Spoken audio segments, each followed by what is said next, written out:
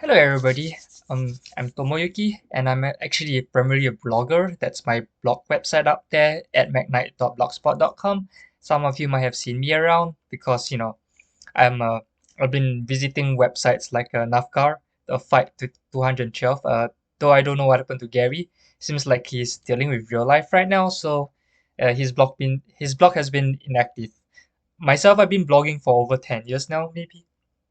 No, sorry, 9 years. For over 9 years now, because I think I started in the December of 2014. So yeah, it's almost 10 years, but not quite there yet.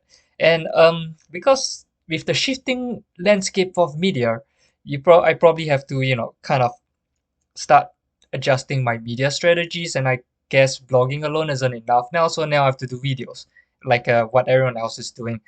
I guess yeah, so this is my blog, and this is the website, the article that I'm doing in particular for this videos. Yep, as I said, Fight 212 and Gunhammer are still on my blog list. Hopefully he gets back soon, but real life happens. Anyway, I got this idea of doing a retrospective series because of Abitya Ian. He has a great channel. I love his channel, and I would love to actually see more of his retrospective videos. I don't think he has done a knight video, so I thought I'll do that because I'm the knight guy. I do an Imperial Knight blog, so and I'm the knight guy, so that's why if I'm going to do a retrospective series, it'll be on knights. So yeah, get down to it. So anyway, the first mention of knights was way back in White Dwarf issue 126, June 1990. So yeah, and back then it wasn't just Imperial Knights, but also Eldar Knights, and I believe this was the first time we had hints that would one day lead the development of the Wraith Knight. So you can see that picture over there. It looks very similar to the Wraith Knight. So the Wraith Knight itself was released for the first time in 2013 during the publication of the 6th edition Eldar Codex. So yeah, that's I guess the design is based on these old designs over here. Unfortunately, we are not here to talk about the perfidious Xenos. I'm a human, so I'm going to focus on the Imperial Knights, or at least the Knights piloted by humans instead. So I have a Demon Knight video or article coming up soon after the Legio Cybernetica Mechanicum ones. So basically, of Love back in 1990, and I believe this was an article written as an accompaniment to the old Space Marine, which was then later changed to Epic Game. Knights were founded primarily on Pharaoh Wolves and Aegir Wolves to herd Megasaurs. It's pretty wild. The Eldar, specifically the Exodites, remain on their maiden worlds, where they coexisted with docile Brontosaurus and excuse me, docile Brontosaurus like herd beasts called Megasaurs. These Megasaurs were created by Elder Knights. Yeah, it's true. I'm not kidding. So the Elder Knights actually created these Megasaurs as protein-rich food source, and they in turn fed off the vegetation in primitive jungles found all over these maiden worlds. Really wild times indeed. Anyway, the Knights shepherded herds of Megasaurs, protecting them from predators. So yeah, you can see I guess the kind of a lot of lore here in the Apocrypha and Night White Dwarf thing. And then the humans came, the coming of man, as you can see.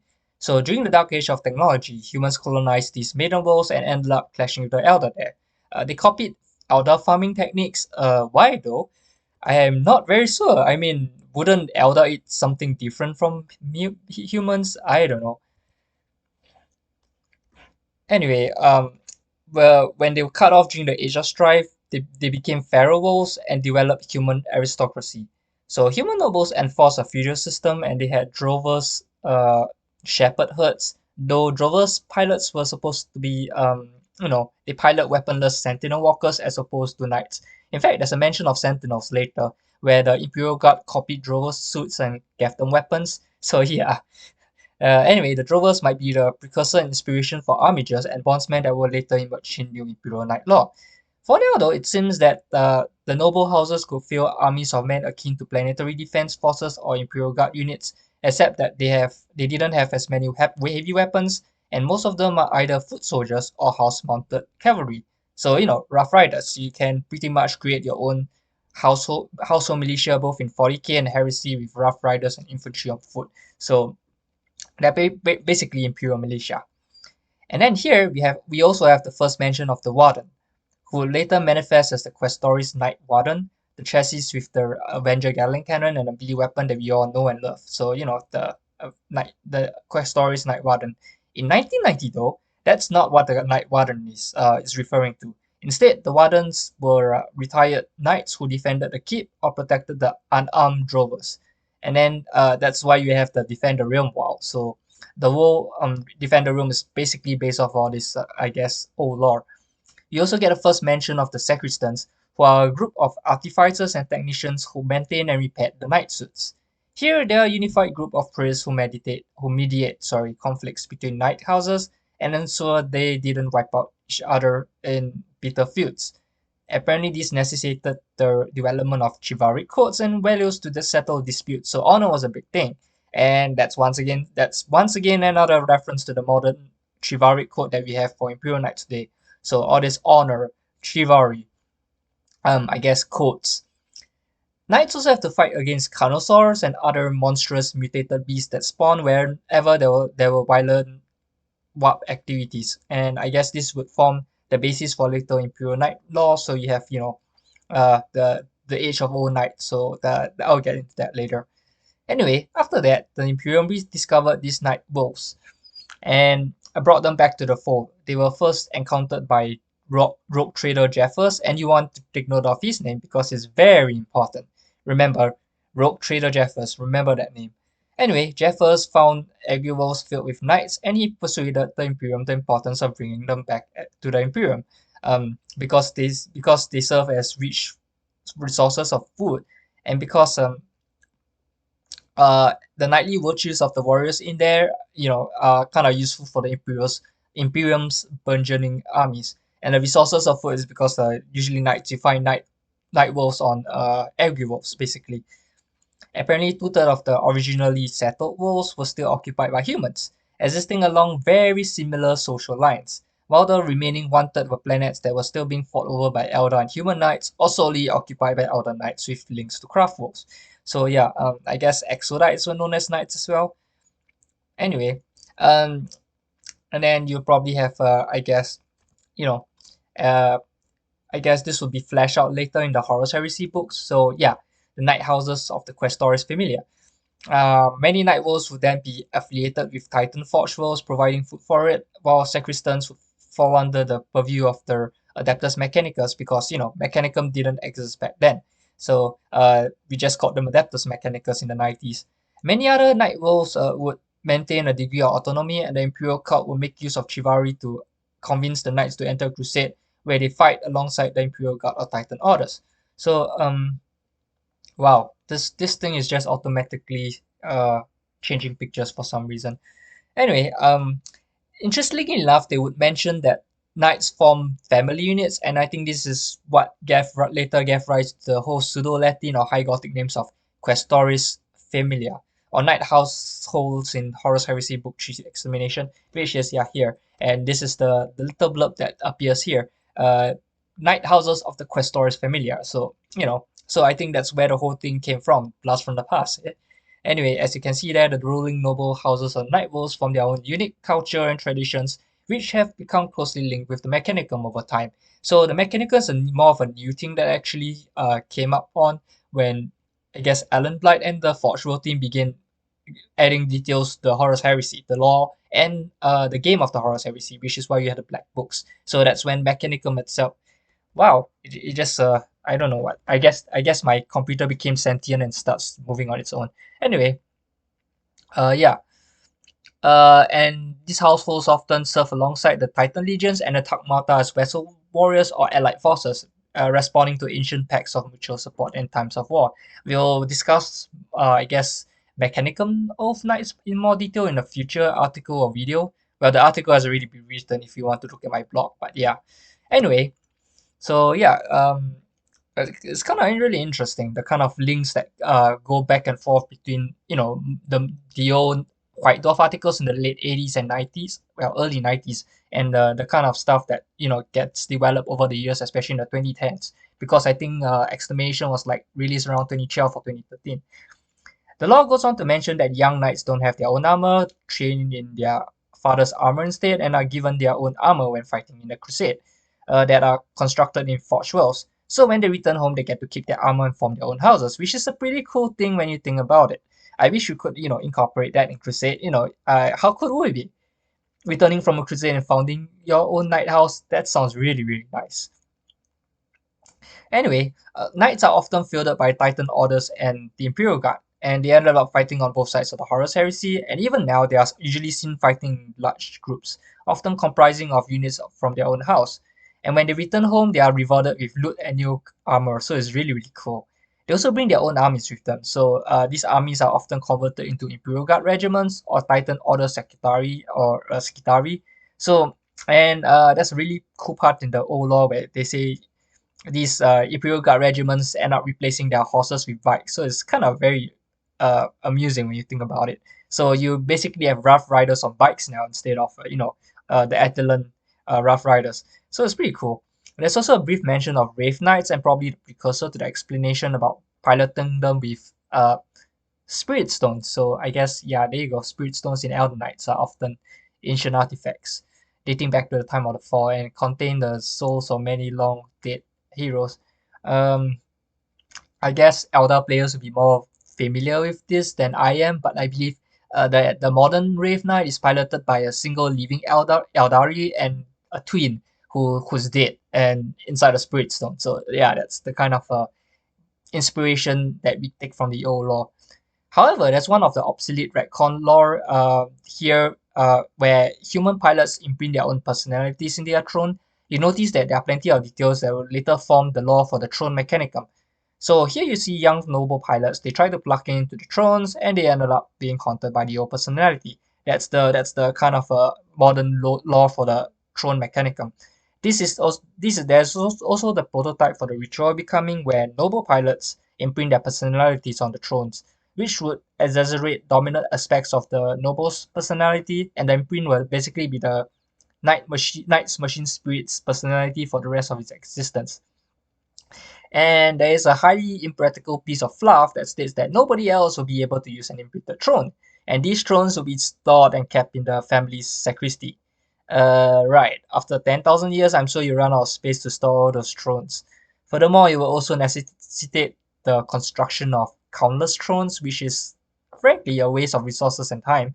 Not when you have a perfectly maintained throne sitting inside your family's cellar. So yeah, I think that's a good thing they retcon that. The drovers are mentioned again, and there's something about a simple mind link used on the Dreadnought. And keep in mind, back in 1990, I don't think Dreadnought was the same Dreadnought we know and love today. Back then, I believe even ordinary humans could pilot Dreadnoughts, like, they were more like exosuits. And that's something you should ask Arbiton Ian. He he did he did what was that video on Dreadnoughts, if I remember, the history of Dreadnoughts, and I think he mentioned that. So it was pretty cool. Yeah, check out Abitonian's channel. Anyway, here's the mention of Sentinels I mentioned earlier. They are a copy of the Drower suits, just with weapons. Now I'm mentioning this little paragraph because it appears that Drovers are prototypes for the Armigers. Look at this. Simple mind link that's not the same as a throne? Check. This is the basis for the simpler helm mechanism we see in Armigers today. Also, hilariously enough, all knights are armed with visor-mounted lancers, allowing them to kill with a single glance. Yeah, right. Yeah. Anyway, the lancers are powerful enough to jolt Megasaurs, and I think it ended up forming the basis of the shock lance for Cerestus Knight Lancers about 20 years later. And the machine spirit of my computer is fighting against me for some reason. Sorry. We also get rules on how to fill knights in Space Marine Epic, and this is where the first instance of each detachment must only contain one class of knight shows up, which probably ended up repeated in Knight Household Army rules in Adeptus Titanicus. So if you guys are familiar with Adeptus Titanicus, each detachment has 3 or more knights, which again manifests in knight banners. Which, yeah, like I said, Adeptus Titanicus, that's how you fill knights in Adeptus Titanicus. You want to play a whole knight, full knight household army like I do. Oh my gosh, sorry. Um, um, if you want to play a knight household army, you basically to fill banners of knights, like 3 banners of knights make up one single knight lance, and each of these banners have about three or more knights of the same type. So then you would like to have 3 knight paladins, for example, or 3 knight errants. You can't mix and match, which is kind of sad. Apparently, back then though, you are encouraged to fill 6 to 8 knights in games, though you can fill up to 30 to represent a large house mastering in strength for war. So again, that's a kind of a callback to the whole knight household army. There are also ranks of knights here, divided into squires, knights, and lords, with lord rank wardens being known as seneschals. Seneschals, yeah, that's right, very familiar, huh? We also have banner bearers and wardens, seneschals that serve as rallying points. You'll see that here. Um, all of which are brought back in Adeptus Titanicus in the form of banners. Basically, I believe you have upgrade rules that allow your knights to get certain bonuses if they spot a standard or something like that. Too bad we don't get that for Legions Imperialis, but maybe future supplements and rules will look back at this and puts back some of the rules like that. We'll see. I mean, yeah, it's not coming in Titan Death or what was it? Sorry, not I'm too used to Adeptus Titanicus. I mean the Great Slaughter. So the Great Slaughter allows you to fill up to 6,000 points of knights and titans, but I don't think you get the upgrades like knight banners and knight standards. The house Imperial Knight House standards, I think they call them. There are also mentions of knight houses here. So you have like ranging from Hawkwood, Biomaris, Arundel, Multiple, and Warwick. Unfortunately, none of them return in the modern fluff, but you can see that a few of them are renamed. So, for example, Hawkshroud seems to be a reference to Hawkwood, and Morton sounds suspiciously close to Mortimer. However, these houses return in Adeptus Titanicus, Loyalist Legios. So you'll see House Hawkwood and House Mortimer mentioned as allies to Legio Astorum, and they apparently have ties to Lucius. And then you see House Arundel again. So that one is allied to Legio Honorum and may now be located on Styges 8. There are not many details on that. And then you have House Bumaris, who is allied to Legio Defensor, but there's no sign of House Warwick anywhere, at least not that I can find. So yeah. We also have prototypes of the now revealed ion shields. If you remember ion shields for Imperial Knights, it was a big thing back then.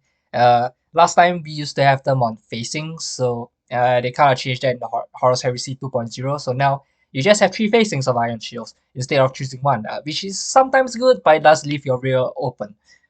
Anyway, here we have the prototypes of the iron shields. While Eldar shields work by inflicting hit modifiers, making them harder to hit, so it's kind of I believe it's the same disruptive holofields we know in 8, 9, and probably 10 edition. Eldar players correct me here. So you get a -1 to your hit rolls, I believe.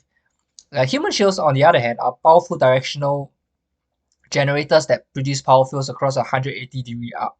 Now, where do we hear that again? Legions Imperialis, exactly. Front arc, 180-degree arc, front rear armor doesn't get bonus or I guess iron shield protection. Yep. Looking forward to playing Legions Imperialis with Knights. Anyway, this returned in 6 and 7 edition where Knights also had facing for iron shield saves, like I said earlier. So basically you had 4 sides, the front, the rear, the left, and the right. And you're supposed to choose one of that for your iron shield save. So if your opponent is smart enough, he'll spread his forces out and shoot your knight from different directions, which happened to me on a regular basis back then. Oh man, I hate those melter gun drops.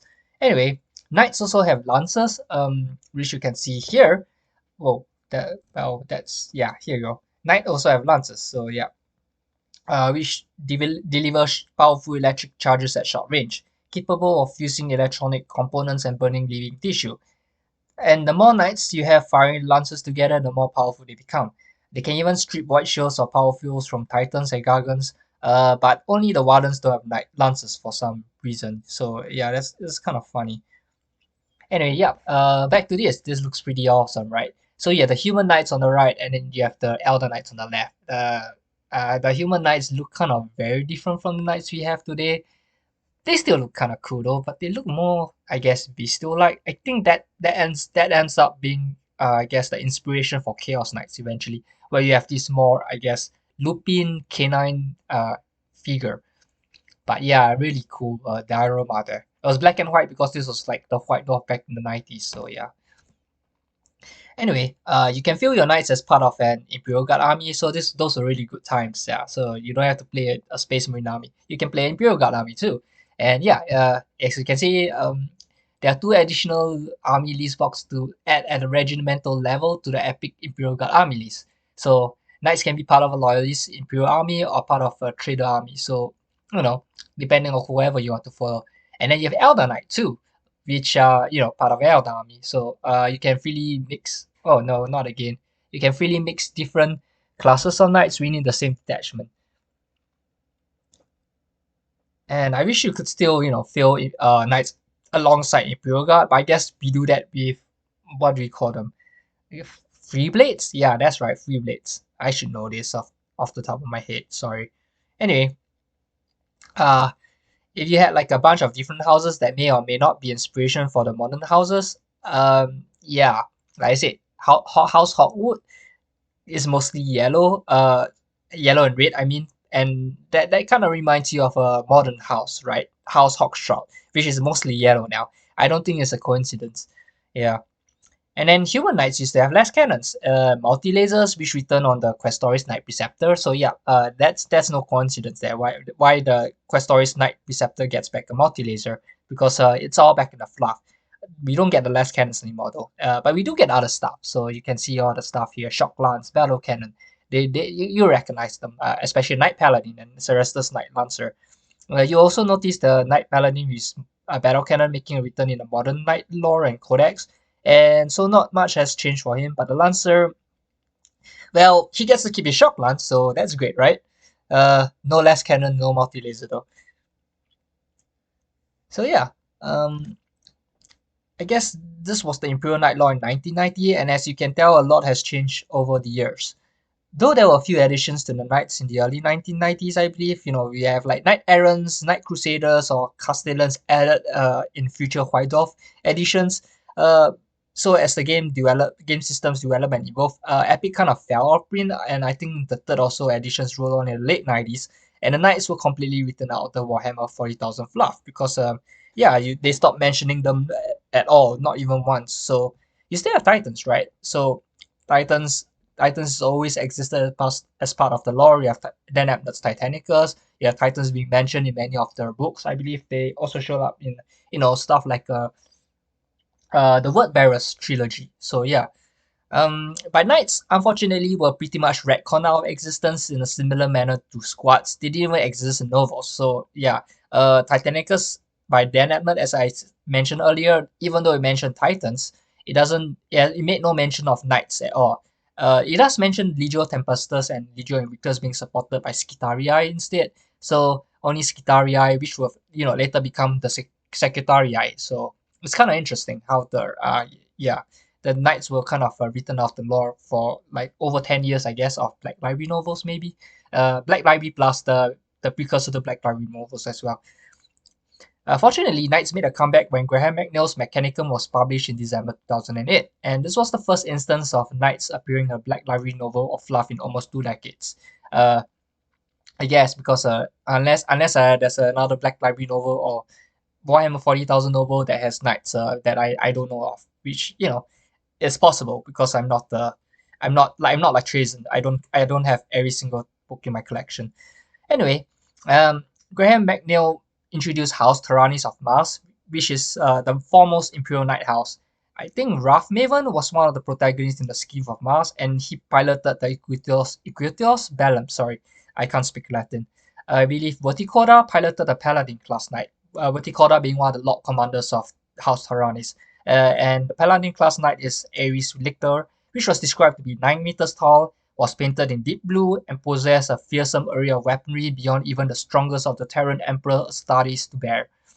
And I think Preceptor Status Knight unleashed laser fire, which is a reference to Knight Preceptors less in power soul and multi-laser.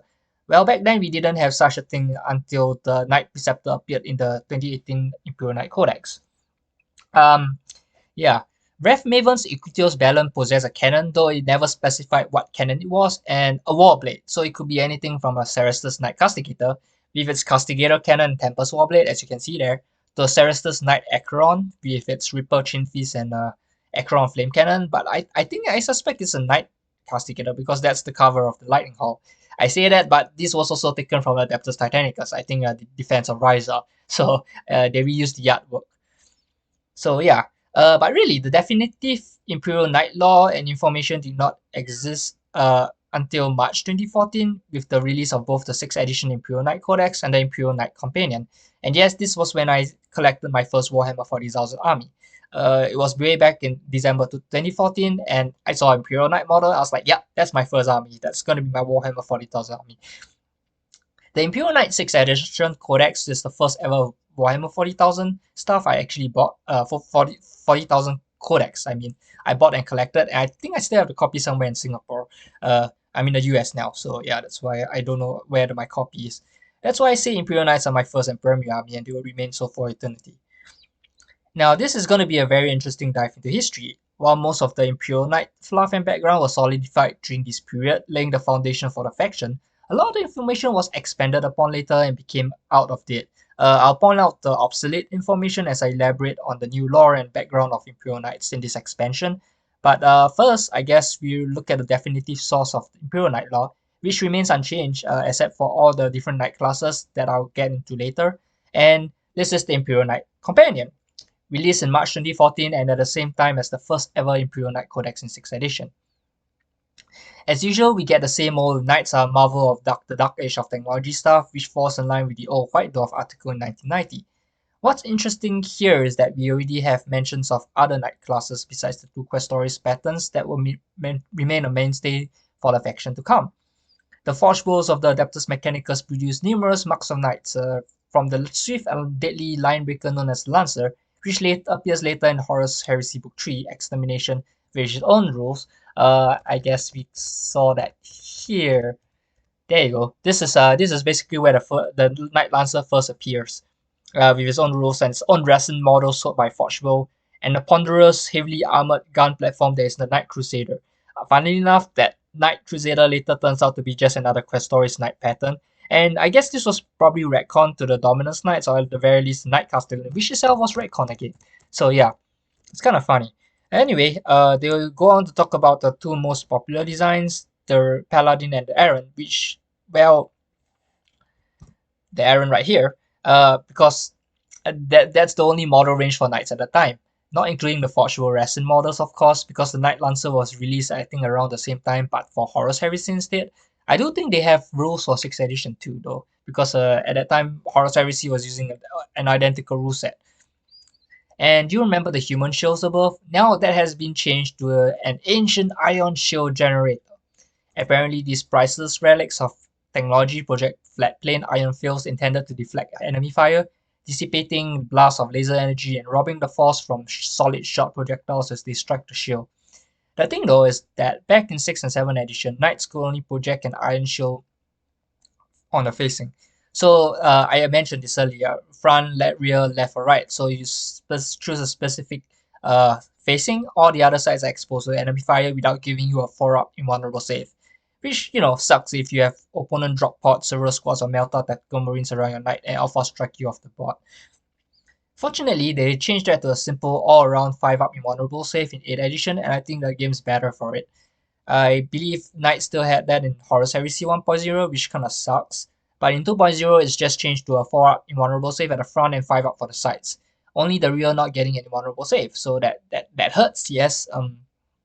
But I guess it makes for some interesting strategic choices, I guess. Anyway, there are some interesting numbers because the Imperium can apparently call upon entirely knightly households that number from dozens to even hundreds of knights. The numbers fluctuate all the time, which is yeah. Anyway, House Raven had at one point of time over 1,000 knights when fighting on Metallica. No kidding. This was in the Warzone Charadon book, I believe, when they tried to have that whole army list of armies of the Imperium fighting on Metallica. Yet in the Loyalist Legios Adeptus Titanicus book, Primari's great knight houses like House Tyrannis had 600 over 600 knights at their prime. Then again, I believe it will be weird for House Tyrannis to have thousands of knight suits, so I guess never mind. The origins of knights are similar to the 1990 White Dwarf article where human colonies spread across the galaxy during the Long March, during the Age of Technology.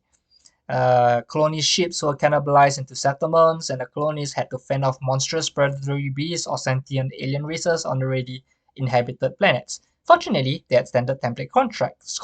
I almost said contracts. I guess I bought too much in the capitalist system. Anyway, the standard template constructs allowed them to produce bipedal exosuits that came to be known as knights. As STCs had become a predominant thing in the fluff at the time, I suppose they needed a way to weave it into the narrative, so knights are constructed by STCs. Makes sense and makes them a lot more Warhammer 40,000-ish, so yay! The integration software that allowed pilots to bond their knight suits instilled notions of honor, nobility, duty, and fealty into their psyches, which in turn transformed them into nobles and ruling classes, which again led to the whole feudal system thing that you saw in the White Dwarf article. But at least there's now an in-universe explanation that makes sense for the whole, fealty and honor thing. This same notion made knights conservative and inward-looking, so they ended up eschewing technology except their own knight suits. This helped in the Age of Strife, so they escaped the worst of what plagued humanity, including even sentient Men of Iron and Terminator-ish artificial intelligence, like Skynet. They also persecuted psychers and mutants, so night wolves were well protected. They were also insular and self-sufficient, and the craftsmen and artificers who repaired and maintained their knight suits rose to prominence. So yeah, that's the beginnings of the Sacristans class. So yeah, and then the Great Crusade came. You guys remember Rogue Trader Jeffers from earlier? Guess what? He's back! Rogue Trader Militant Jeffers, yep, he's been promoted to Militant this time, was the first to discover and re-establish contact with Night Wolves. There's expanded fluff this time, so the first Night Wolf to be rediscovered was Crisis. Crisis? No, I'm not talking about the game with the amazing graphics. I'm talking about, I guess for Night players, you recognize this as the homeworld of House Crust. Once again, Jeffers recognized the potential of night wolves and their chivalric society, as well as military assets, and emphasized the importance of bringing them back to the Imperium. It's a definite nod to the original fluff in the 1990 White Dwarf article, expanding on that little background and adding more details. For example, night wolves are rich in resources, being treasure troves of archaeotech and mechanical wonders, and they are rich with the marvels of the Dark Age of technology. And all this is from the Imperial Knight Companion. So yeah. This led to a subtle struggle within the Imperium, with the Mechanicum striving hard to seize the Night Wolves for their own. Fortunately, the knightly nobles were cunning politicians, and while many agreed to be subservient to the Forge Wolves, many more maintained their autonomy and relative independence, swearing fealty to the Emperor instead. So, as the Mechanicum established hundreds of Forge Wolves, they found out that many of their Forge Wolves lay in close proximity to the Night Wolves. This is not a coincidence. The Mechanicum could offer assistance in repairing, replacing, and upgrading the systems of the damaged knights, allowing the Night Wolves to regain their former glory. They inducted the craftsmen and armorers of these wolves into the cult Mechanicus, and this is once again yet another reference to the past. This would later become the Sacristans, indoctrinated by the Martian priesthood and wielding political power. Many of the Night Wolves traded away their freedom and autonomy to the Mechanicum, binding them to the Tech Priests of Mars, and this will become the Mechanicum Aligned or Questor Mechanicus, and I guess I already have an article on that. I'll probably do a video on that soon. On the other hand, you have worlds where the Sacristans remain as vassals, which allowed them to remain independent. This would be the Questor Imperialis, the Imperium aligned knights whose votes are to the Emperor rather than the Mechanicum. But yeah, you see that the Sacristans make a return in the background and even had their roles expanded upon. So you have all the different power plays between the Imperium and the Mechanicum and all that. Also, the greatest change to law was the ritual of becoming. In the White Dwarf article from 1990, you can see that the nobles were required to imprint their personalities on their throne, but this has been massively retconned in the newer background. Well, I say newer, but I guess it's 10 years old now. Whoa, holy terror, time really flies. Basically, knights now control their knight suits like how princeps control their knight titans, through mind impulse control links. The interface is done through the throne mechanicum, which is a reference to the old throne in the White Dwarf article. If you remember, I keep mentioning the throne, so yeah. But instead of imprinting their personality on the throne mechanicum as the old background had them do, pilots will go into the chirigaries found within centuries, centuries being enormous structures at the heart of every knight stronghold, and they get surgically implanted with skull sockets and neural interface plugs. Then they enter the Chamber of Echoes, also inside the Century, to undergo the ritual of becoming, where they are essentially plugged into a throne mechanicum and have to bond with it. It's supposedly dangerous because they have to overcome the echoes of the past and the ghosts inhabiting their throne mechanicums. Once they succeed, and there's a 10% casualty of failure rate, the newly matured men have their dominant personality traits exaggerated. Wait, where do you hear that from again? Blast from the past. Yep. Well, at least we don't have the whole nobody can pilot this throne mechanicum again BS from the 1990s, because as I said, that would be highly impractical. Instead, the pilot will have to deal with the ghosts of his ancestors haunting his throne mechanicum wherever he rides his knights to war. I guess that's actually an improvement in the fluff. It makes it more grimdark, I guess, and more gothic. There's also this hilarious bit about Communion Dome, I guess, where the throne mechanicums are stored, and the nobles who sit in them only to be plunged hundreds of meters into the vault transcendent in the century, where their knights are stored. Their throne mechanicums sliding perfectly inside and fixing to the armor before they ride to war. Uh, yeah, that's the reason why this isn't ever mentioned again, because it's highly impractical. Imagine having to do this every time you're off world. I don't think the ships or the temporarily constructed bases have the whole elevator light set up where your throne mechanicum falls inside your knight. It's also a waste of time and resources. Yeah, I know it's a cool Titanfall thing, but come on. Yeah, Titanfall was also released in 2014, by the way, so it was a great year for Max. Each night world has a castle or fortified keep that are built atop the landing sites of the Long March, and these fortresses can support garrisons of the household militia, boast arcane weapons that date to the Dark Age of technology. And this is where you can customize a household militia during the Horus Heresy. That's why my household militia are equipped entirely with Volkite weaponry. So it's a reference to an armory of old knight. This represents this segment of the lore where knight worlds maintain their own arsenal of Dark Age of technology, and their household militia are better equipped than most other worlds, or something like that. Anyway, so yeah. Anyway, each castle is the heart of a web of mines, agriplexes, and breeding paradox, which allows the night worlds to remain self-sufficient. This does make night worlds rich in resources and thus tempting targets for xenospread predations, piracy, and chaos cult infiltrations. Then thus night houses are experienced in combat. There's also a mention of knight houses that are allied to the Adeptus Mechanicus being obligated to provide a quota of knights to support them in their wars. So knights also march along Titan legions and also Imperial Guard and Space Marines. When fighting alongside Titans, they serve as scouts, flanking troops, and reserves. Sometimes entire knight houses become subordinated to Titan legions, which you will see become expanded upon in the Adeptus Titanicus game later in 2018.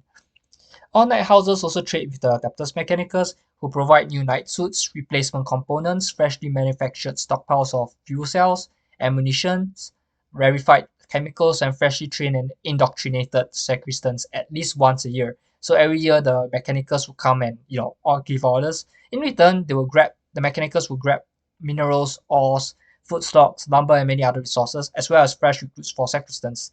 Night Wolves affiliated to the Mechanicus get more technologically advanced knight suits and stuff, but there are way more Night Wolves who remain independent because they managed to cow their sacristans by force. We also have a bunch of crazy rituals and traditions that sometimes require hours of listening to names being read out or something.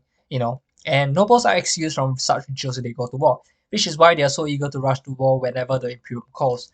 They also have competitions to decide the dominant house on the war or something. Also, this might be outdated given that the current law depicts a lot of female knights of knight houses, but it used to be that 10 years ago anyway, only men would pilot knight suits. This was a huge detail in Graham McNeil's Knights of the Imperium as a novel that he wrote accompaniment, I don't know how to pronounce that word, accompanying novel to the Imperial Knight Codex, where I guess while the knight pilot of a free blade is revealed to be female, and they were making a big fuss over it. This is detailed further in the Imperial Knight Companion, where noble sons, particularly the first and second sons of each noble bloodline, were the only ones allowed to pilot knight suits. So yeah, it's a patriarchal system. War was a man-dominated thing. Knight houses tended to be patriarchal in nature. Now they are matriarchal as well. So yeah, yay for gender equality and diversity. And each noble would have to take a highborn consort as his wife.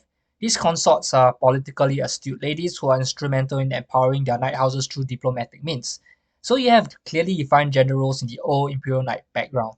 Of course, in more recent times, Games Workshop decides to be more inclusive and push for gender equality and more diverse representation.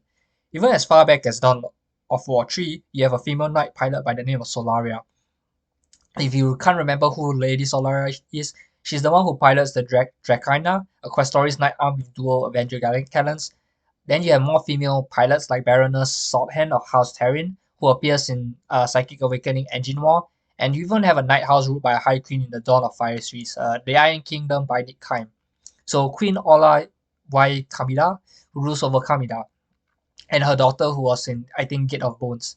In fact, even as early as Andy Clark's King's Blade and Knight's Blade, you already have female pilots alongside the male nobles for House Draconis and the other four knight houses in the novels.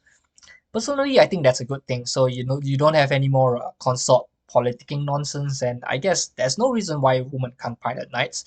They're not space marines, so whatever. I think this is a good example of a good change to the lore, and it will be misogynistic to deny knights to women, especially when you have a growing number of female gamers in the hobby. It's not as controversial as female space marines, like I said, so I'm all for it. Additionally, there are still not so solidified lore in the Imperial Knight companion. For example, House Taranis was said to have large numbers of the rarer configurations like the Heavy Crusader and Castellan patterns. Hang on, what? Obviously, this has been retconned somewhat because with the release of the Plastic Knight Castellan, the Dominus class, every Knight house has a lot of them now, and the Crusader himself is basically just any common Questoris Knight chassis with two ranged weapons. Like, come on, you still have a glimpse of these Mechanicus aligned knights have access to rarer patterns in the modern updated lore of knight houses, particularly in the Horus Heresy and Baptist Titanicus, where House Cedars, from Ryza, and maybe House Taranis have more of the rarer configurations such as the Questoris pattern Styrix and Magaira, the Cerastus Knight Atropos, and the Acastus pattern Knights. So yeah, I believe the Acastus patterns like the Porphyrion and Asterius, rather than Crusader and Castellano, would be more appropriate for House Taranis and I guess other Mechanicus aligned houses like House Cedars if it still exists in the 41st millennium. So yeah, and I guess you can throw in the Styrix, the Magaira, and Atropos. Long story short, background is always in flux and remains fluid and subject to change. Speaking of which, the old knight houses such as Hogwood and Mortimer got, sort of retcon out of the door until Adeptus Titanicus, Loyalist Legios. So, but they don't get the stage now. Instead, I guess the new 9 or so knight houses will form the mainstay of future codexes to come. So you have the Imperial aligned houses like House Taryn, who became the poster boys for Imperial Knights, House Cadmus, House Griffin, House Morton, and Hawkshroud. And then you have the Mechanicus aligned houses, House Taranis. Oh no, not again. House Taranis, House Raven, House Valko, and House Kras. House Taranis, as you guys remember, it was like the most preeminent Knight House, Mechanicus aligned Knight House that first appeared in Graham McNeil's Mechanicum in 2008. That said, many more Knight houses will appear in campaign books and lore, and I have my own Knight house, House Yato Ryusei. So yeah. Anyway, Knights will get one further update and expansion in Sanctus Reach, the Red Walk, where the focus is now on Nightwolf Alaric Prime, with several Knight houses as they prepare for an onslaught from massive Orc Walk. And like Vulcadians, the Knight houses of Alaric Prime fight against the Orc Hordes. And I think we have a formation known as the Adamantium Lance that allowed your Knights to reroll failed invulnerable save rolls as long as they're within 3 inches of each other. Oh, and I guess you can also reroll charges and inflict D3 Hammer of Wrath attacks. This being a 7 edition or 6 edition, I mean, they are strength 10. So, if he dash though, it's pretty cool. You also have the Steel Host for the Imperial Guard, but I guess that's a story for another day, if I ever write the Imperial Guard article, but yeah. So yeah. At the same time, and though you'll notice the Imperial Knight companion only has the Paladin and Errant patterns despite mentioning the Lancer, Crusader, and Castellan, Forge will release their own Resin Knight, the Cerastus Knight Lancer. So it has rules in Book 3 Extermination and updated rules in Book 4 Conquest. So yeah. Pretty cool. And I think in Conquest, right? So while you can fill a Knight army in 6 edition, 7 edition, I believe technically you couldn't do that for Horus Heresy yet, as you can only fill one of them as a single Lord of War in the usual Force Organization chart, even back in, I guess, Book 3, Extermination, which was released a couple of months later, May 2014. So yeah.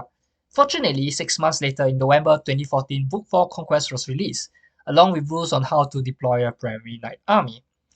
Called the Questoris Knight Crusade Army, list you basically give each of your super heavy Knight household ranks, which would then categorize them in the appropriate battlefield role. So that if that sounds kind of alien, basically you pay 50 points to promote, say, your Cerastus Knight Lancer into Seneschal. that will make him a HQ choice and thus allow you to fulfill the mandatory FOC requirement. It also gives him bonuses like, him getting +1 to his ballistic skill, weapon skill, and iron shield save, and you can make him your warlord. For troops, they are free, but they will have the rank of Scion Marshal and are considered scoring.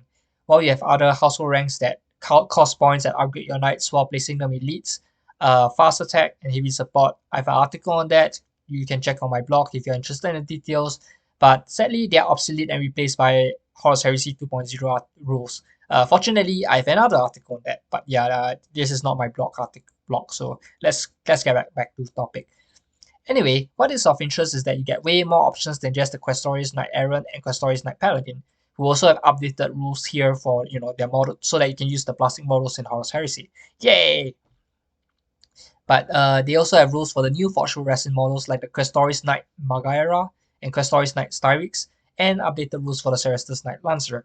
The Knight Lancer is joined by the Cerastus Knight Castigator and Cerastus Knight Acheron, both of which have their own resin models released at the same time, which which actually expanded our Knight roster by almost 4 times. And those are really good times, except that resin is awful to work with. I'm not sure, but I believe Forge will also release rules for them for 6 and 7 edition as well, since Horus Heresy was using the same rule set. It was easy to port them over. As for the 41st millennium, Imperial Knights had the further update about a year later when the 7th edition Imperial Knight Codex dropped. This was in 2015. I believe March 2015 maybe? This saw the introduction of 3 new classes for the Questoris Knight, who also received an updated box for the plastic kit. The Knight Crusader mentioned several times in the Companion, as well as being an entirely different class in the old Space Marine epic game, is now basically a Questoris Knight chassis with 2 ranged arm-mounted weapons and no melee weapon at all. They're also given carapace weapons. This is a nice callback to the old bird-legged design of the Knight Lancer back in 1990. So carapace weapons like the Iron Storm missile pods, Storm Spear rocket pods, and the Icarus twin autocannons that it gave them the much needed Skyfire, because at that time I think one of the big weaknesses of Knights was that they had no Skyfire weapons and everything hit flyers on hit rolls of 6 because they had to make snapshots. Honestly, at this point, just call them Questoris Knights and give them weapon options, instead of categorizing them into 5 different Knight classes. I mean, I guess in 9 and 10 editions, they gave these different configurations new abilities such as bondsman abilities, but it just really inflates our roster. We also get a bunch of new formations for the Knights, but you know what? Let's do a brief mention of it. You have the adamantium. I have no idea how to pronounce that stupid word. Lance that has been upgraded to the baronial cord, and if you're within 6 inches of each other, your Knights add 1 to the invulnerable saves. There's also the hilarious Sky Reaper lance that attempts to make up for their lack of anti-air, but yeah, this is 2015. So 3 years later, in Las Vegas Open 2018, this happened.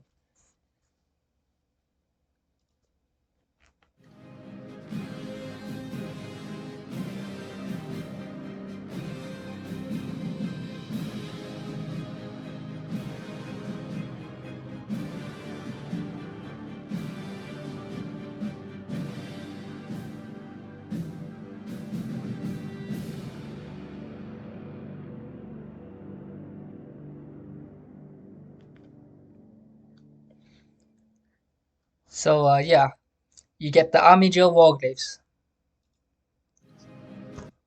The Armiger Warglaves, first introduced in the box set Forge Being, come in pairs and are smaller knights that serve as escorts to our bigger knights.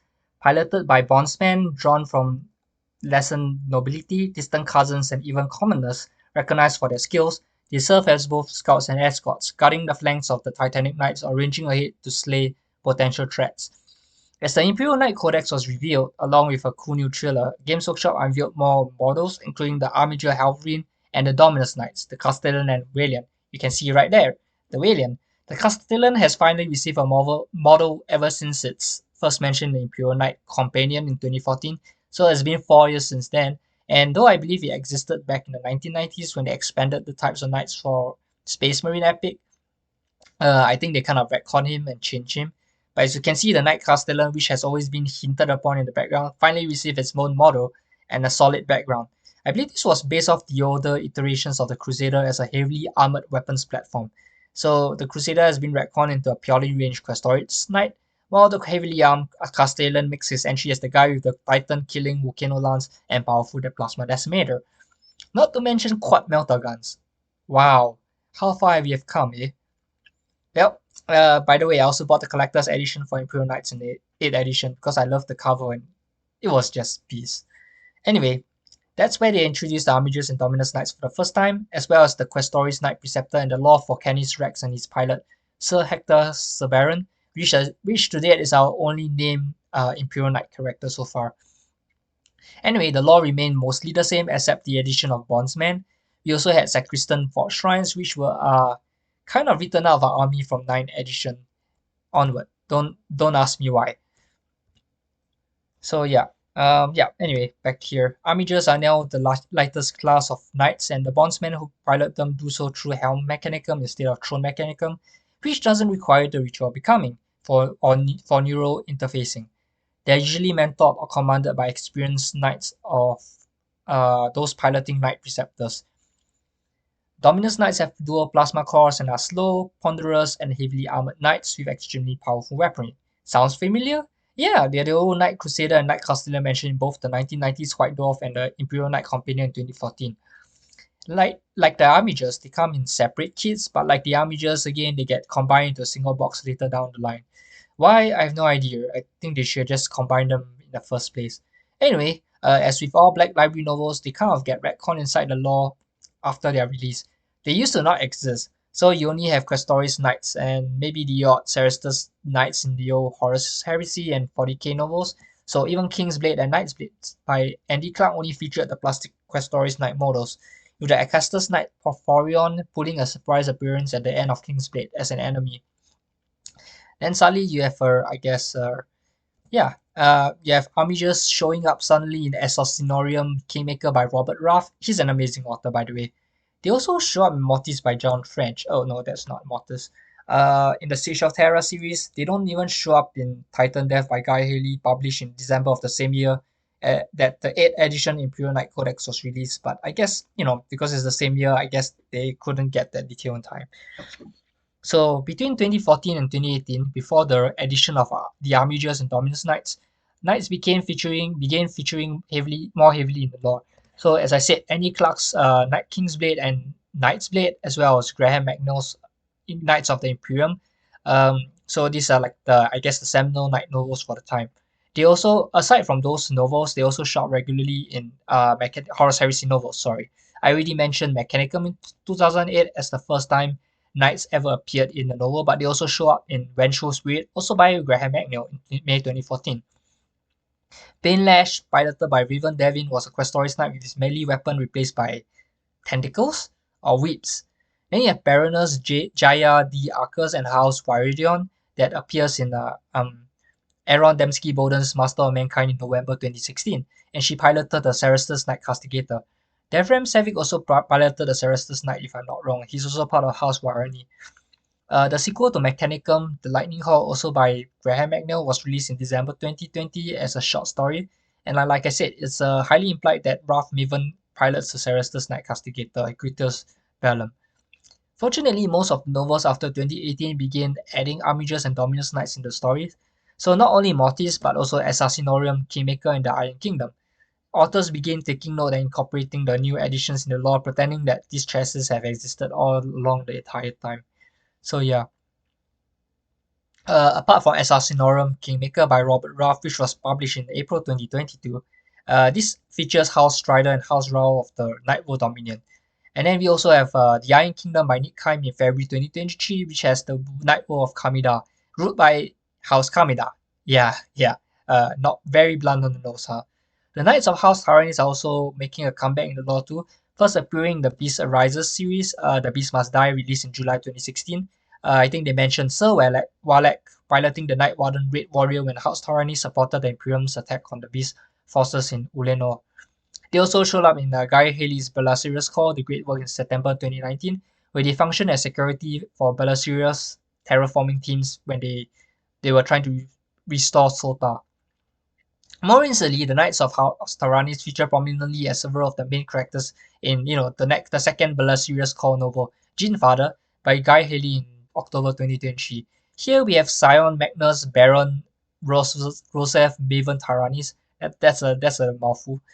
He's the pilot of the Cerestus Knight Akron, Yugurumi, and he received a huge role. If you want the whole full list of knight pilots in the novel, you can just check out my blog article on Jin Father.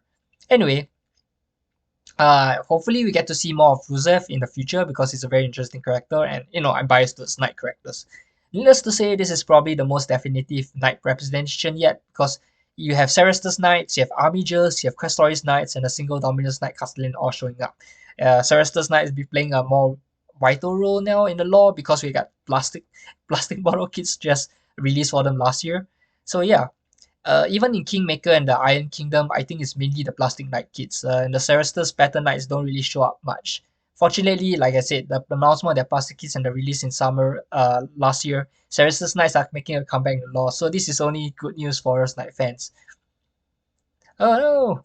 Well, it's not the end yet, despite what my computer wants to say.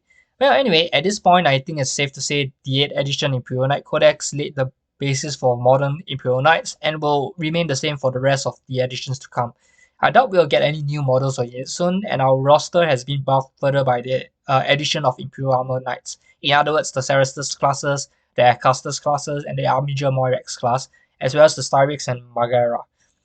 Even better now that Cerestus Pattern Knights are now available in plastic, so we have a lot of options now. If there's any new lore or background for knights, I'll cover them in a future article or video, since this is a PNG YouTuber video. But I think it's really safe to say that the whole history of development is pretty fascinating to follow. How decades of fluff change, in fact, even in just the span of a year, we have seen retcons.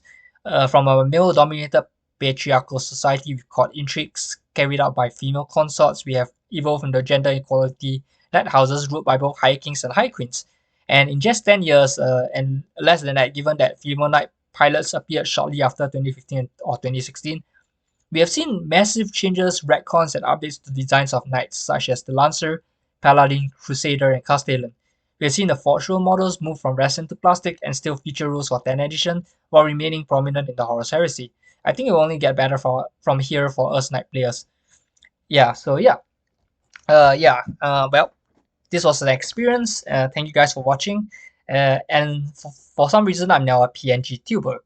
I don't know if it works, but if it works, it works. Hopefully, you guys enjoyed this video, and I'll try to do a new one later. Maybe the next one will be the Leech of Cybernetical one that I took down because I wanted to redo the whole videos with the PNG tuber thing. Anyway, I'll see you guys next time. Have fun!